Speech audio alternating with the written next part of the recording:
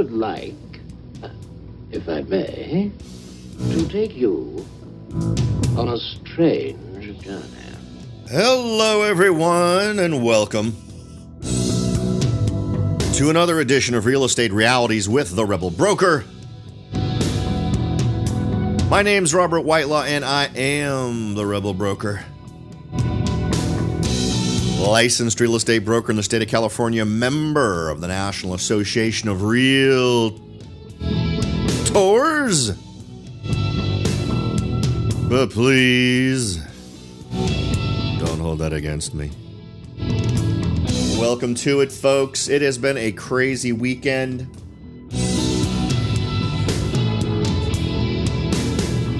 The push forward on getting my home ready to sell continues. That's really what the majority of the weekend was spent doing. Lots of packing, lots of staging, lots of following my own advice. And man, it is a pain in the butt to follow my own advice. We're getting close, though. You know, and it's interesting how different you can make a place look with small touches. And I oftentimes will get folks telling me, you know, Robert, you're going to an awful lot of trouble for X, Y, and Z. Well, you know what? When X, Y, and Z cost me 0, 0, and 0, aside from maybe a few bucks at Home Depot on some sort of a thing, I say it's worth it. So let me give you a good example. I was just sort of walking through the house trying to get that new eyes vibe going. And I thought, okay, what are the things? What are my eyes drawn to that I might not even consciously recognize? And in my home, all of my doors are solid wood doors. They're not hollow core. And my front door is kind of cool. And I'd never really given it much thought, but on the outside it's painted, but on the inside it's not. It's a darker wood, but it's got kind of a nice carving down the center of it. So it's kind of pretty. But because of the way my windows are in the front of my house, it is stuck in the sun all day long. And it's gotten bleached over the years. And, you know, while you might dust it off or wipe it down or whatever, I had never really renewed it with sort of a finishing agent of any kind. And then I suddenly realized, you know what? I've got several doors in as I said, all my doors are solid wood. And so I went ahead and in a test area, and I wish I'd taken a photo of this so I could have posted it with the show notes. What an idiot for not doing that. But I have another door that is absolutely right in the sun. I mean, the sun, it faces the windows. My front door is oblique. It's 90 degrees from the window. And it was, and once I put that stuff on there and really rubbed it in and let it soak in, man, was that door thirsty for a new finish. And it looks beautiful. It's deep and it's rich. And I think even though someone may not walk in and think, wow, you know, this is really nice, I think they're going to love that stuff. And it took me literally 20 minutes to do it. It cost me $0 more or less. I got one tub of the stuff and now I've done 3 doors and they all look amazing. So I think little things like that can make a very big difference. And, you know, here's the other thing. We've talked about smells before, and maybe I get a little bit too excited about it, but the stuff that you use on these finishes smells great. It's got that smell that you get from like new furniture, that type of stuff. So I think that's an additional bonus as well. So now all my doors look fantastic. And I'll tell you something else that you're going to benefit from. If, like me, you have had rambunctious children in your house who thought it was the height of awesome fun to bang on their brother's door with a stick or whatever, and have put little dents in the door, going through this process rejuvenates them to the point where you won't even really notice that stuff. So good to do. Exceptionally cheap. I could look it up, I suppose, but the stuff I'm using on these darker doors is really just designed to rejuvenate a stain. It was like $4 for a can of the stuff. I'm not even halfway through using it, and I've done 3 or 4 doors already. So if you're in a similar situation, I strongly suggest doing that. But it's all about sort of recognizing the things that could set a room off or set an area off to just make it more attractive. And my entry is pretty good. But I tell you, when someone comes down my stairs, when they're leaving the house, the last thing they're going to see is the back of that beautiful front door. And I really think it's gonna leave a good impression. It looks deep and rich, and compared to the way it looked before, which was kind of dingy and tired, amazing. So never underestimate what you might figure out after the fourth, fifth, sixth time of looking through your property to figure out what makes it more marketable. And I've got other little things that I'm going to be adding that the bang for the buck is good enough that I think it makes sense. I'm trying to eliminate anything that cries out earlier decades. So any light fixture, any ceiling fan, anything that just yells out to me, this is from the 1970s, it's going. And after going to Home Depot and looking what the costs are for all these things, basically for under $1,000, I'll be able to eliminate all the things in my home that really are going to make folks think about the 70s. Luckily for me, some of my big stuff, I have a gigantic chandelier that hangs in the entry hall. I've got another chandelier that hangs over the dining room table area. Luckily, those were upgraded right as I moved into the home. I upgraded one of them. So that stuff's not a problem. That stuff would have been a far bigger expense. I think that chandelier in the hallway by itself is a couple of $1,000. So all good, right? And you won't walk into any room and get that old room vibe. I find that anything that dates your property is potentially a problem. Okay, so let's jump from the I'm getting my property ready side of the equation to let's figure out new places to focus our attention on where to buy a property. And this is a great time to do this for a couple of reasons. One of the very first ways that motivate people to get into real estate investment is folks who find themselves in the same boat I'm in. You have a child who's about to go to college. You are maybe going to pay for a dorm for that first year, because who doesn't love the dorm experience? But maybe that's not what you want to do long term. I have helped tons of folks start that first trek into investments by helping them buy homes near San Jose State, Stanford, Santa Clara University. In fact, the most recent one was a Santa Clara University family where their oldest daughter was about to go to Santa Clara University, and they wanted something where her friend who was going to go to San Jose State could also live with her and pay her rent. So we got them a beautiful townhome, a little closer to Santa Clara University than to San Jose State, but still good enough that both could absolutely manage getting to school easily. Nice neighborhood, relatively decent price, and I don't think it would be positive cash flow if we went through it today. But when we did this was before the start of the school year in 2015. And those folks are super happy. They've gotten tons of appreciation. Rents have gone up for them. So they ended up deciding to do that instead of paying someone else for rent. And I think they're going to come out much happier for it. In fact, I wouldn't be surprised if they hold on to that property for a super long time. So it's a great opportunity for you. And which may be dictated by where your son or daughter is deciding to go to college next year or at the end of this summer. But for those of you who don't have a child, you're just interested in leveraging off of what I've always considered to be a great investment, which is college town investments. In shows past, I've described why one of the big things for me is I love to look at cities where there is a college or university. That's always nice to have that as a potential fallback. If you've got problems with wanting to rent to students, there are definitely unique challenges to renting to students, but it's a constantly renewed source of tenants. So as long as you're renting smartly, if you're screening your tenants well up front, again, that's a challenge too, because most of these folks don't have rental histories. They're college students, so they've maybe, if they're not freshmen, they've maybe rented prior to a year. Maybe they did their freshman year under some other circumstance. They're coming to you in their sophomore year, so they may not have a lot of experience. But in other good news, odds are, if they do have a rental reference, it'll be local. It'll be someplace in the same town because they've probably stayed at the same college. So it's definitely something you want to take into account, that there are challenges. Given how some kids go through college, there's likely to be you needing to calculate that when they move out, you may need to replace those carpets. You're definitely going to have to paint.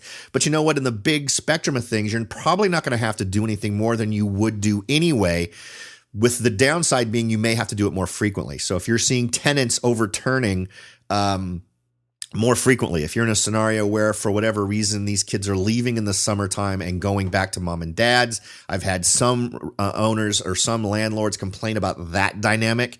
However, that's not as big of a complaint as you might think, because the way it usually works out is you don't get one student renting your house from you. You usually get two or more students. Usually you get however many bedrooms you have, you usually have that many students or maybe even more. And so you're going to want to think about the limits you want to put on how many people are living in any house that you rent. If you've got a 2-bedroom home and you only want 2 people living there, these are decisions you're going to have to make. But on the upside, when you do that, when you have, say, a 3-bedroom home and you're renting it to 3 different students, the odds are you will not be having to renew that lease with new tenants every year. Why? Because once you've gotten up to 3, statistically from what I've found, is while 2 of them may move out, the 3rd one usually stays and simply finds new roommates. Now, that'll obviously require a new lease agreement for you. You want to update those things. But if you make it as easy as possible for the students to make that transition from having, A, B, and C renters to having C, D, and E renting, that's going to work out well for you. So to push these goals further, we are going to review a report from Redfin on, they published the top 20 list of college towns to invest in. I think we'll probably cover the top 10 of this list because I think these are great places to focus. And they gave some great background to what they did in terms of not only focusing on affordability of properties around these schools, but also how the schools are ranked. So obviously the more desirable schools are, the more folks are going to want to go there. The tuition and fees are going to play into a part, and the walking score for these areas relating to properties as it relates to the school. These are all great things to be aware of, and they've ranked it this way. So we're going to go ahead and take a quick look at those in today's show. And of course, as always, the best way to get in contact with me is through the website. Head on over to therebelbroker.com, click on contact in the menu bar, and you can send along any ideas, suggestions, observations, or questions that you might have. Of course, also, you'll want to go to the top of the page, click that big red button that says take the survey to support the show, and you'll be given the opportunity to provide your email address 2 times, use the same email address both times, answer a few demographic questions. Once you're done, you've helped the show grow, but you have also earned yourself a spot in a drawing for a $50 Amazon gift card. Just a way of me thanking you for going out of your way to help to support the show. We've already given out what I think is $400 or $450 so far. We do it once a month. We'll be doing it again in May. So thanks to those who have already filled out the demographic survey. Congratulations to those who have won, and good luck to all of you who may win next month. All right, we're going to take a quick break, but when we come back, we're going to cover those top town, best college towns to buy an investment property. So don't go away. We'll be right back. Are you ready to jump in and start your search for your first investment property? Maybe you've decided that it's time to own your own home, or maybe you're ready to sell your home and move on to something new. No matter what your goal is, the Rebel Broker can help. That's right, aside from hosting this show, I am also the owner-broker of Whitelaw & Sons Real Estate Services right here in Silicon Valley. With over 25 years experience serving Silicon Valley, Morgan Hill, San Martin, and Gilroy, I or one of my great agents can help you achieve your goals in real estate.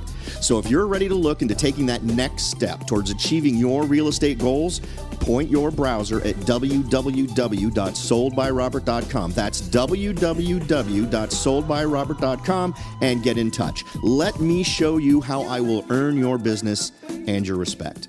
Again, that's www.soldbyrobert.com, or you can call me at 408-852-0525. California Bureau of Real Estate ID 00984-909. Hello, everyone, and welcome back. We are going to be chatting about the best college towns to consider when you want to invest in real estate. Now, to give you a little bit of background, the folks at Redfin put together a list where they narrowed down the most affordable college towns with schools that also offer low tuition and high quality education. Their methodology includes tuition costs and fees, the most recent U.S. News and World Report ranking, median list price for homes near the school, and the walking score. Now, Now, one thing I'm thinking about doing, and I'd love to hear back from you on whether you guys think this is a good idea. In the show, after a show where I do a top 10 list like this, we would spend a good chunk of time actually getting into the nitty gritty of one of those specific communities. Maybe I'd just pick one at random. We could even do a survey for you guys to decide, although the lag time between those two things would probably be too long to make that effective. But just an idea I've been throwing around so that when we do one of these lists, we can go through and really try to zero in on some great opportunities. All right, so let's go ahead and we'll jump into this list at the number 10 spot. And we'll also make note in your head of ones that sound familiar, because we've got a few here that are going to cross over with past lists that we have talked about that relate to good investment opportunities in 2017. So these ones are going to be a little bit more long lasting, right? These schools are obviously not new. They're not changing. The dynamics of what makes a good investment when looking at it from this angle really are relatively stable.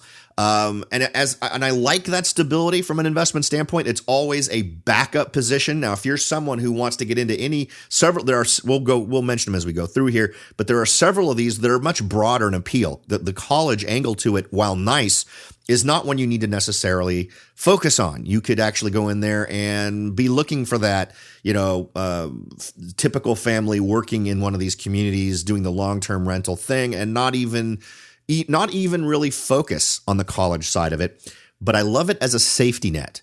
I love the idea of you find yourself in a situation where you're trying to get your place rented. Maybe you're having a little bit of difficulty for one reason or another. Maybe the time of year is wrong, whatever. Then it's a smart thing under those circumstances to have that option to start advertising your property in venues that are most commonly used by students. And that I wouldn't be surprised if you would be able to get in contact with the on-campus housing folks and be able to get your home submitted to something that maybe the students have direct access to.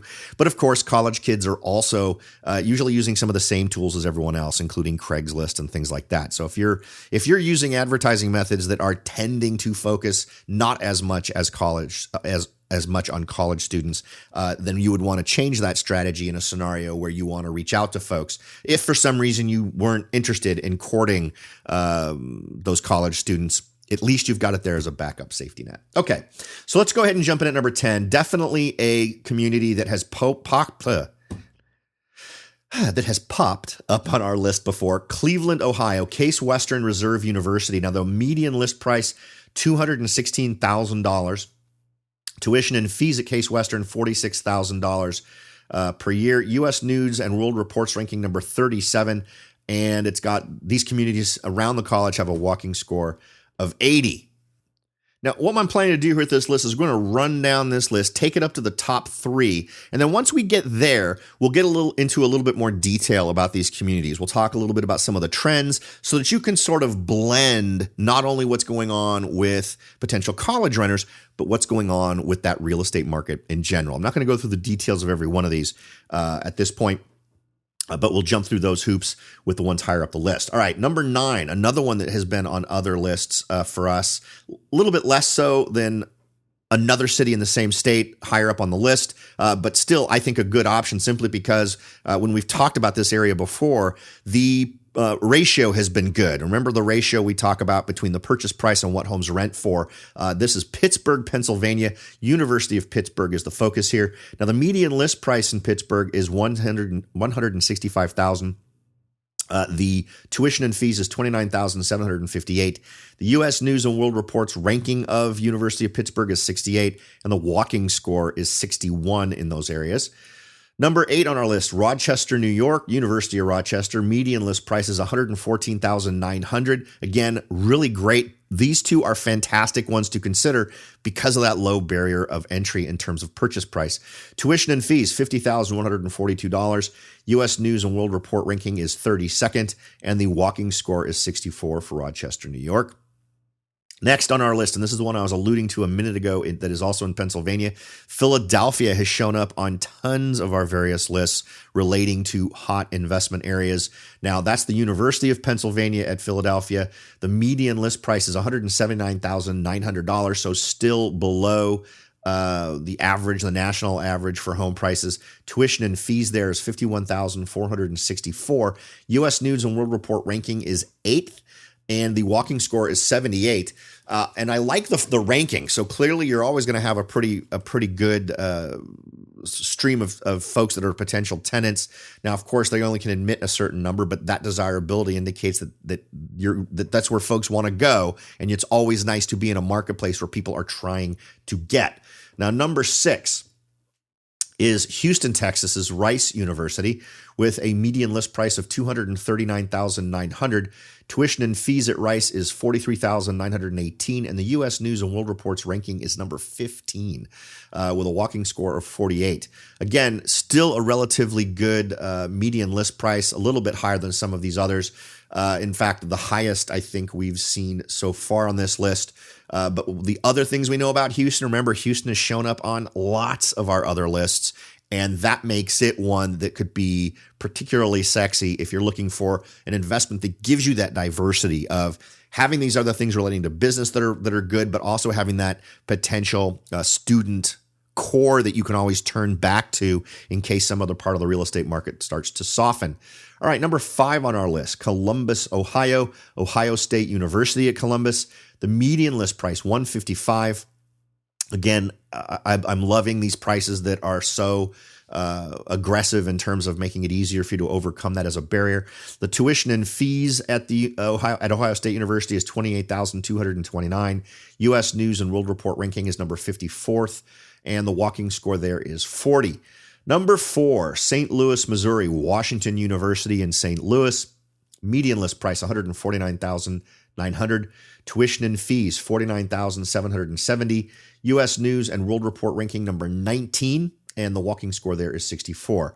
All right, so let's jump in here. We're getting into our top 3, and while I know one of them has shown up in something, it hasn't been a dominant one, but the other 2 have recently. If you look back on past shows, 2 of the top 3 have been in other reports discussing just really strong investment markets. So let's take a quick look. Number 3 is Baltimore, Maryland, where we see Johns Hopkins University with a median list price of $154,900.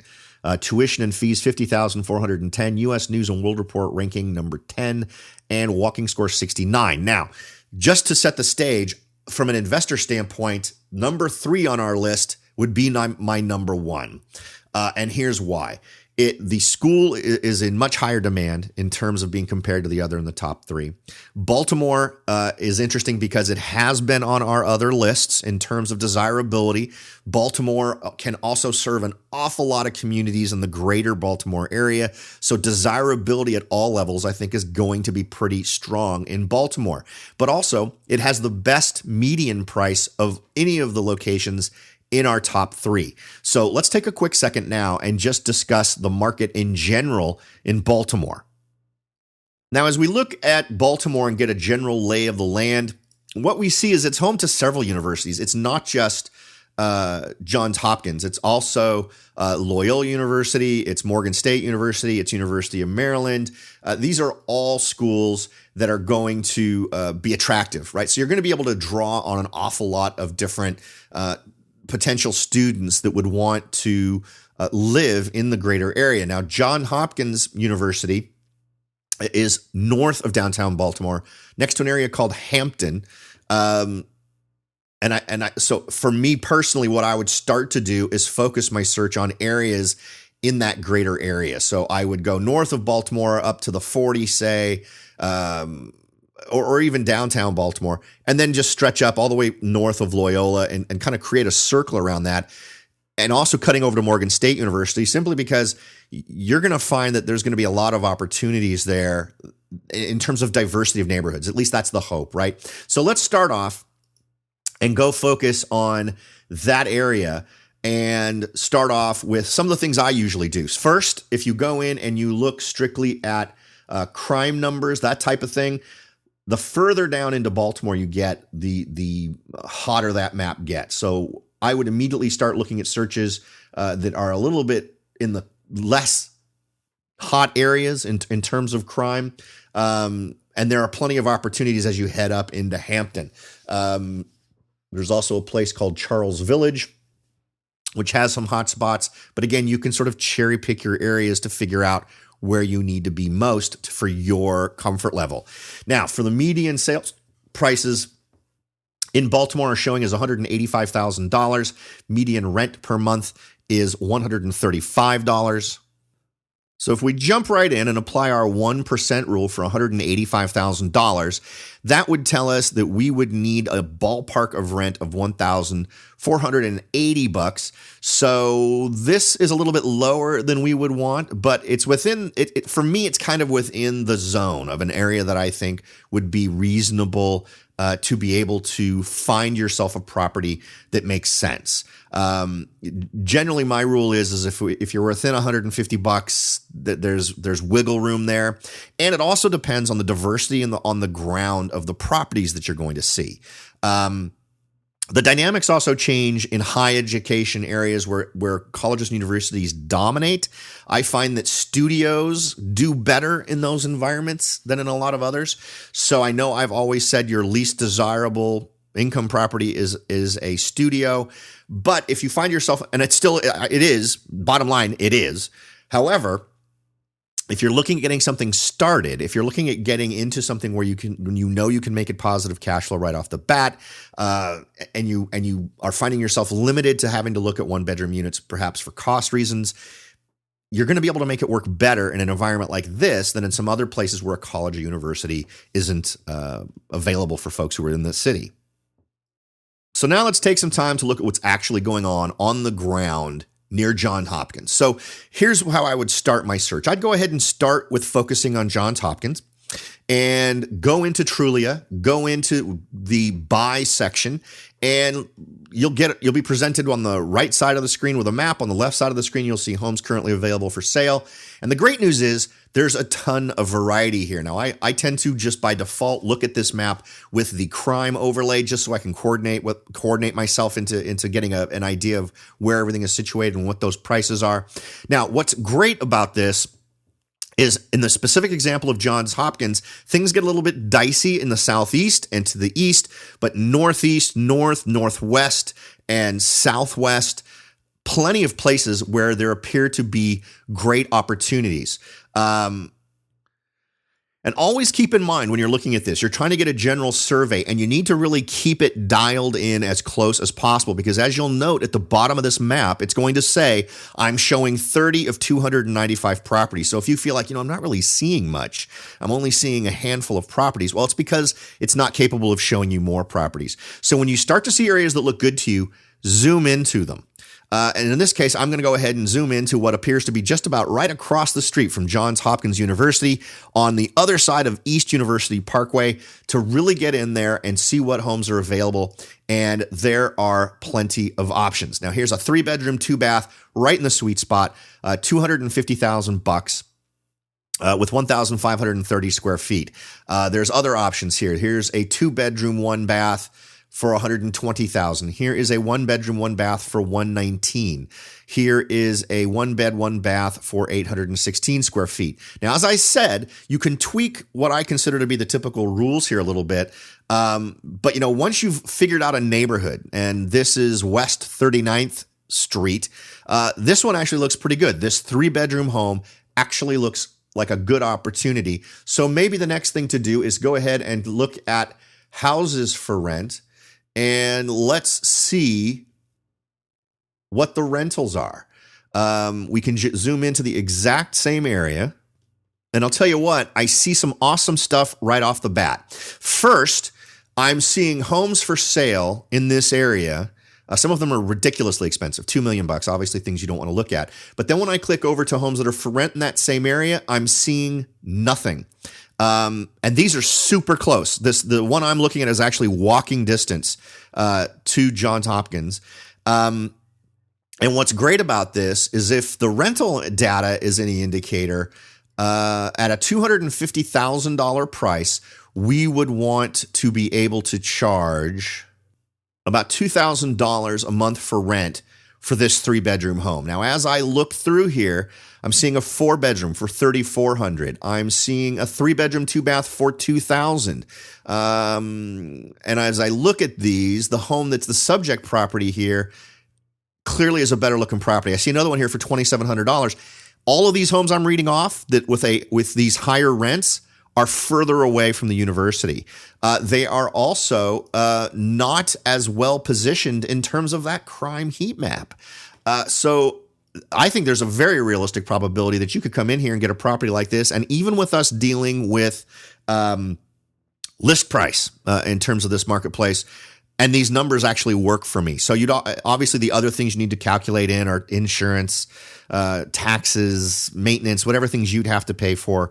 But an acquisition price would clearly come into it. But I'm seeing in details here that indicate we could absolutely get a good deal going. Now, of course, I also mentioned the area to the southwest, and I'm seeing lots of interesting rental opportunities there. A 2-bedroom, 1-bath for $1,200, a 2-bedroom, 3-bath for $1,700, and in that same area, I'm seeing homes for sale for $127,000, 2 bedrooms and 3 baths. Again, these would be walking distance to school from the opposite side, from the west side of the school. $175,000 for a 2-bedroom, 1-bath, a 2-bedroom, 2-bath, $239,000. So lots of different options here where I think it's reasonable that you could go in and have a lot of different choices to make a positive cash flow transaction happen. Okay, so that would be my pick. Well, I didn't even talk about the top 2 on the list yet, and I think those could potentially be good opportunities for you as well. But this one jumps out to me just because of the lower barrier of entry and the large options. If you look at Johns Hopkins and the area around it, you're going to see a lot of different price points that, from the math I'm seeing, look relatively reasonable. And if you're someone who's more familiar with managing properties in neighborhoods that sometimes have greater challenges, you're going to find better deals there as well. Now, let's go ahead and quickly cover the top 2. I'm not going to go into great detail on these 2 neighbor areas, but I wanted to mention them because clearly they're number 1 and number 2, and it would be a shame to do a top 10 list and not do number 1 and number 2.